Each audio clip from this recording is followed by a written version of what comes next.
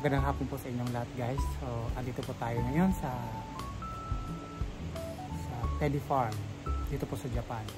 So, ngayon po ang gagawin po natin is mag-mimikaki po tayo, or sa Japanese term po yun, mikaki, or sa English term po is mag-pruning po tayo ng mga dahon ng bell pepper. So, ipakita ko po sa inyo kung paano mag-prune. So, ito po yung ano. So, ayan. Ito po yung bell pepper po, diba? So, ito po yung ano, yung plants. So, tatanggalin lang po to. Yung branch niya lang. Tatanggalin po yung branch. Yung dahon saka yung ano. Basta yung branch ito. Ayan yung tinanggal natin. Tapos yung, kasi po, ito may dalawa po siyang bunga. So ititira lang po natin isa.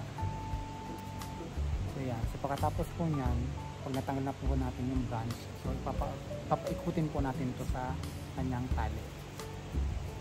So bakit po pinapaikot sa tali? Kasi po ang purpose nyan is para humaba po siya. Humaba ng humaba. Hanggang po yan dyan sa ano. Sa dulo-dulo. Hanggang po dyan. Basta umaabot po siya ng 2 palapang. Yung ano niya. Yung baging niya. Umaabot siya ng 2 palapang. So, ganyan lang po yung ano. Yung proseso. Yung pagtatanggal ng dahon or branches. So, ayan, makikita nyo po is maganda na po yun.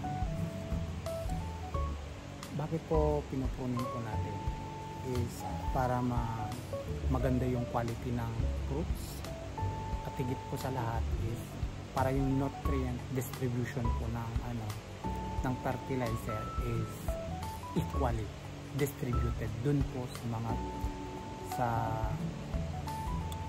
sa bunga ng plants. So ayan lang po.